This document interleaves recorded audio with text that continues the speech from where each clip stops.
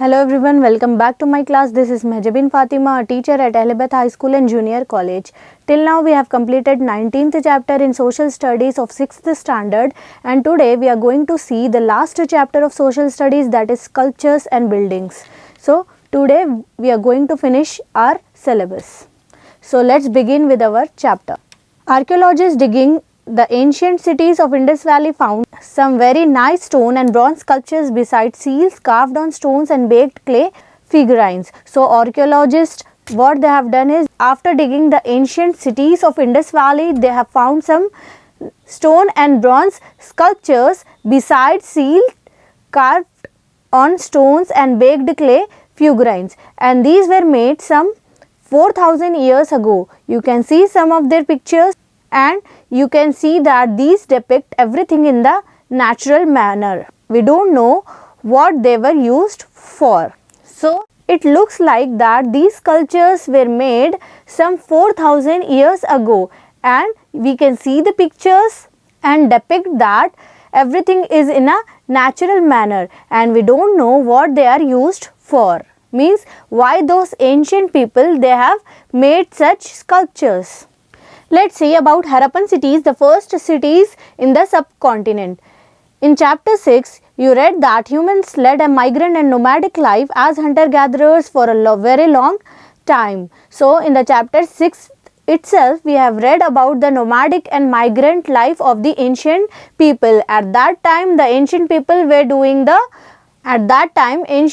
were hunter-gatherers. It was only 10,000 years ago that people began agriculture and animal herding in modern Syria and Palestine. So, it was only 10,000 years ago that the people they have began to do the things with agriculture and animal herding.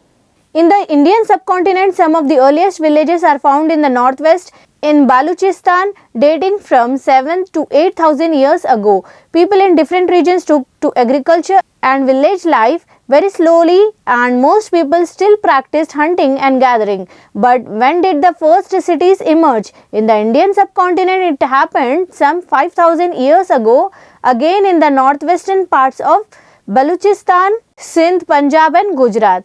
Archaeologists have excavated remains of large cities. Though we do not know the actual names of those cities, we call them by the modern names of the villages in which the remains have been found.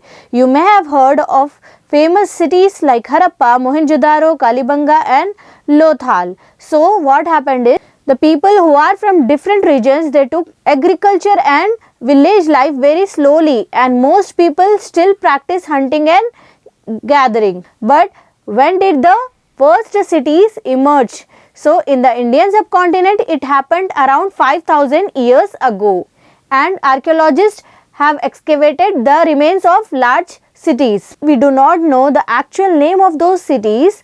We call them by the modern names of the villages in which the remains have been found. So we have heard about the cities like Harappa, Mohenjo-daro, Kalibanga, etc. in our previous chapter.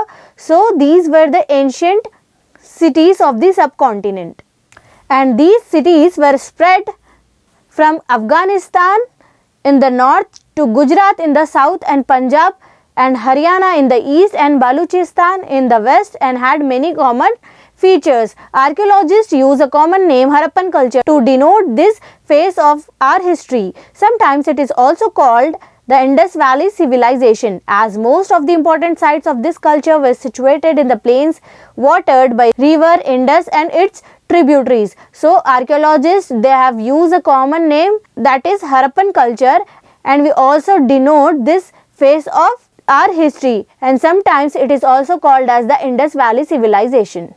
Let's see what are cities. By cities we mean a place where the large number of people live who do not depend on either agriculture or hunting gathering for their livelihood. Cities primarily have people from 3 or 4 kinds of professions: artisans like potters, metalsmiths, carpenters, masons, stone cutters, etc.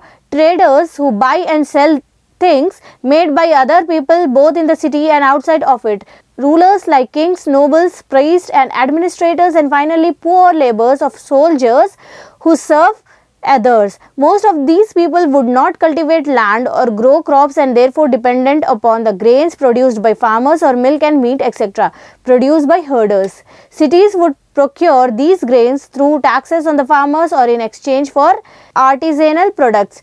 Thus, like today, even in those early times, most people probably lived in villages or in forest. So, generally the cities means they are the developed part, we can say. So, in those cities the farmers will not live and the hunters and gatherers will not live. In short, we can say that the people who are living in those cities, they are not belonging to agricultural fields or hunting gathering for their survival. Instead, these people, they are the professionals, like some are potters, some are metalsmiths, some are carpenters, some are masons, some are stone cutters etc. So these people are dependent upon their profession for their livelihood, nor on agriculture or hunter gathering. And these people, for their food, they are dependent upon the farmers.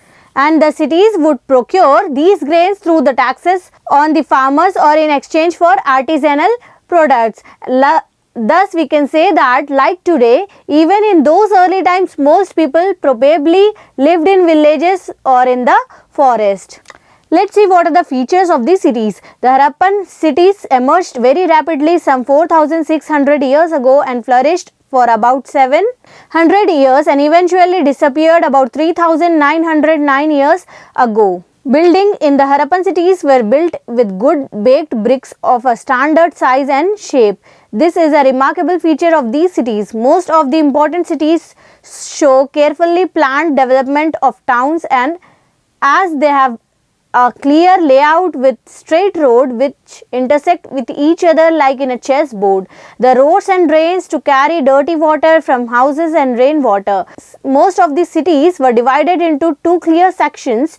One, a high citadel in which there were some important public buildings like granaries, halls and large buildings. Second, a lower part which seemed to have land residential blocks or artisans, traders and other ordinary people. It appears that the rulers lived and worked in the citadel and wanted to distinguish themselves from the ordinary people. So this Harappan culture has been emerged during the 4600 years ago, and the buildings in the Harappan culture buildings in the Harappan cities were built with good baked bricks of a standard size and shape. And this is the remarkable feature of these cities. And the important cities, they show carefully planned development of towns as they clear lay out with the straight road and intersect with each other like a chessboard. And the roads had drains to carry dirty water from the houses and rainwater also. And most of these cities were divided into two sections. That is, first one, high citadel in which there were some important public buildings, and the second one is a lower part which seemed to have a residential blocks for artisans, traders etc. Let's see about the language. We do not have any books written by the Harappan people. We do have some small inscriptions on seals etc. But we don't know how to read them. Hence, we do not know what language they spoke, and if they spoke any common language at all.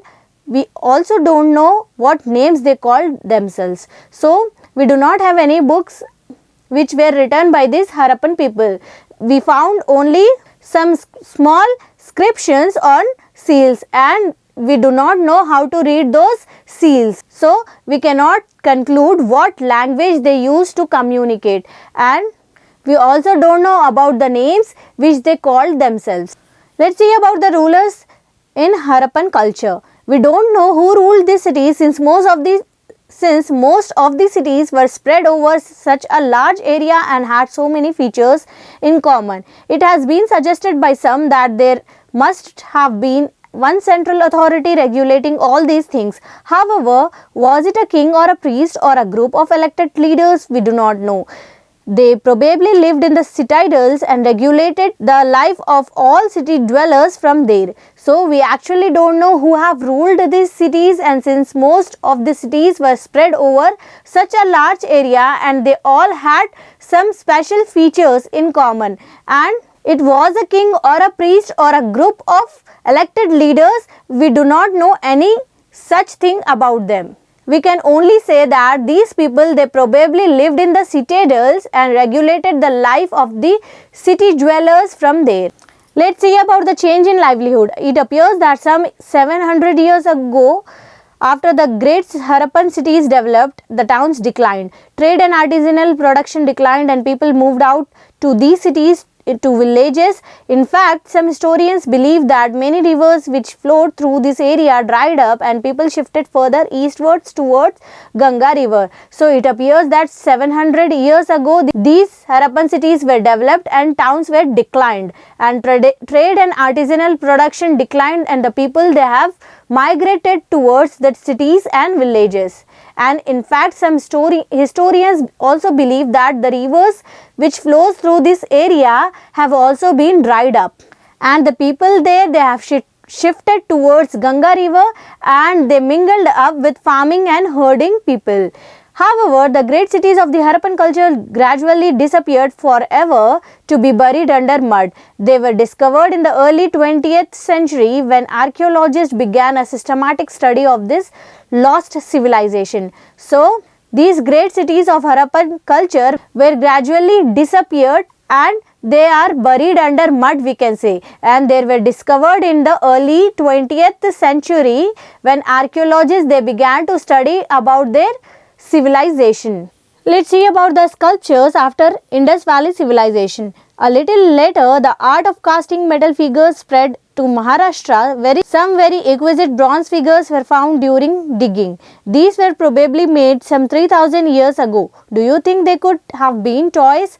So, some little later, the art of casting metal figures, they have spread in Maharashtra, and some exquisite bronze figures were found during the digging process, and we can say that these were probably made some 3000 years ago. So, are they the toys of those people? The next important phase of sculptures belong to the Mauryan period. It is around 2200 years ago.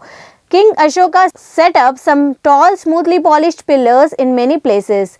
They were usually made of one piece of stone. Ashoka's messages were carved on them. They also had some figures of animals at their top.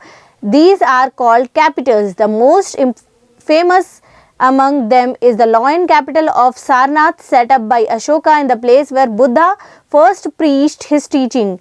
These four majestic lions facing the four directions hold the wheel of Dharma on their pedestal. So, the next important phase of sculpture, it belongs to the Mauryan period. It was around 2200 of years ago, and King Ashoka, he has some tall, smoothly polished pillars in many places, and they all were usually made up of one piece of stone, and Ashoka will carve his message on those stones. And these sculptures, they were having the figures of animals, and it is also called as capital, and most famous among them is the lion capital of Sarnath, which was set up by Ashoka in the place where Buddha preached his teachings. And these pillars and lion capital represent the power and majesty of the Mauryan emperors. And these pillars and lion capital represent the power and majesty of the Mauryan emperors. Let's see about the Buddhist stupas and viharas. Given below the picture of one of the most important stupas in India, the Sanchi stupa. Look at the photo, you can see that it is like a hemisphere, just the way the sky looks when you look up. The stupa is built on a platform. In the center of a stupa, relics of Buddha or other important monks. Relics are remains in the body like teeth, bone, hair, etc. were buried. The hemisphere is fully packed and you cannot enter in it like a temple. Above it, there is a pillar topped by umbrella. The stupa is usually surrounded by a stone fence which decorated gateways. Initially, in Ashoka's times, they were built with mud, bricks and wood, but later they were made with stones. So, there is a picture given in your reader which you can see, that is the famous stupa in India, the Sanchi stupa. You can check the photo and you can see that this stupa is built on a platform, and in the center of stupa there is a relic of Buddha and other important monks, and this hemisphere is fully packed and you cannot enter in it like a temple. And in the period of Ashoka, these stupas were made built with the mud, brick and wood, but later they were made with stones. The stupa has many meanings. It is supposed to represent the Buddha. At the same time, it is believed that the dome of the stupa represents the universe and the central pillar being the axis around which the earth revolves and which connects the world. Below the earth and the heavens, pilgrims worship the stupa by offering flowers, etc., and going around it in pradakshina and meditating in front of it. So this stupa has several meanings, and it is supposed to represent the Buddha, and at the same time it is believed that the dome of stupa represents the universe and it is the central pillar of the axis in which the earth is rotating. Another important stupa was the Nagarjunakonda stupa. It was a part of Vijayapuri, the capital city of Ishwaku kings. It was situated on the banks of Krishna river Vijayapuri and had a large number of stupas, viharas and palaces. It also had a beautifully designed amphitheatre and ghats leading to the river. Unfortunately, today the entire city lies under water, submerged in the Nagarjuna Sagar Dam. A large number of sculptures and other remains have been removed and kept in a museum nearby. So there is another picture of the stupa given, and it was the Nagarjunakonda stupa, and it is a part of Vijayapuri, which is the capital of Ishwaku kings. It is situated in the banks of river Krishna, and Vijayapuri it has a large number of stupas, viharas and palaces. And unfortunately today this entire city is lying under water, which is submerged in the Nagarjuna Sagar Dam, and a large number of sculptures and other remains they were kept in the museum which is nearby.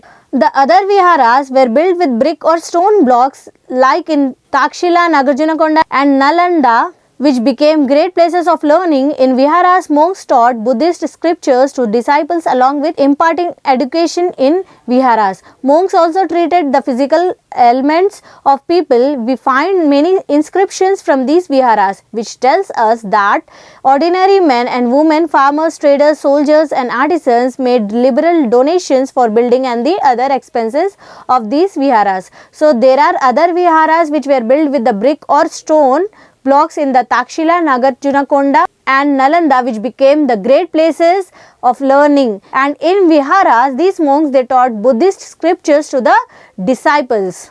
And along with imparting their education in viharas, these monks they have also treated the disciples in physical ailments.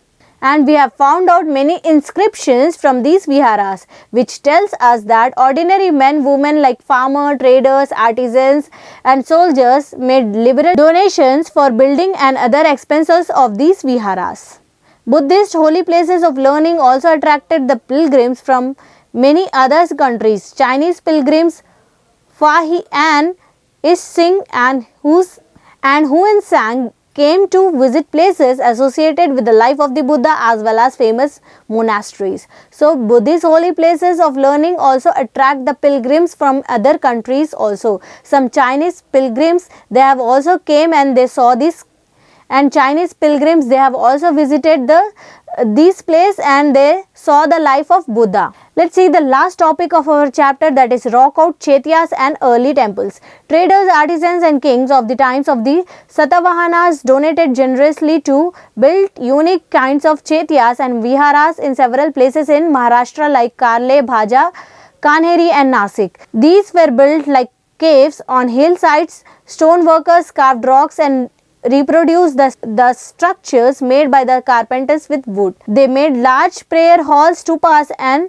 small rooms for monks, all made in rock. They also carved beautiful images of people and animals and sometimes of the Buddha. So the traders, artisans and kings of the time of Satavahanas, they have donated generously to build unique kinds of the Chaityas and viharas in some places in Maharashtra. And these were built like caves and hillsides. Stone workers they also carved rocks and reproduced the sculptures which are made by the carpenters with wood. And they have also built up the large prayer halls, stupas and small rooms for monks, all made in, and they all were made from rocks. They also carved the beautiful images of people and animals and sometimes of the Buddha. Even the carpenters and masons made temples and chaityas with mud, wood and stones. Some of these temples were for gods like Krishna while others are for the Buddha. but they have not survived. At Sanchi in Madhya Pradesh, we get to see one of the earliest surviving stone temples. It is a very simple structure with just a small room called Garbharga, in which the idol of the Buddha was kept, and a small open porch or mandapa with no walls but only pillars. The room and the pillars are beautifully carved. However, the temple has a flat roof without any tower or shikshara on it. It was built around 1600 years ago. You can see the pictures. So even the carpenters and masons, they made the temples and chaityas with mud, wood and some stones, and some of these temples were also for gods like God Krishna, while others were for Buddha. But these temples, they have not survived. At Sanchi in Madhya Pradesh, we get to see one of the earliest surviving stone temples. It is very simple structure with just a small room. So at Sanchi, which is in Madhya Pradesh, we can see a temple which is made up of stone, and it has the small room which is called as Garbhagira, and in which the idol of the Buddha was kept. The door and pillars of this temple are beautifully carved. However, the temples had a flat roof without any tower or shikhara on it. So this temple was built around 1600 years ago. So this was all about our last chapter, that is sculptures and buildings. So you can know more about the stupas and these buildings. Try to know more information related to these stupas and buildings. So we will wind up our class here itself. Thank you.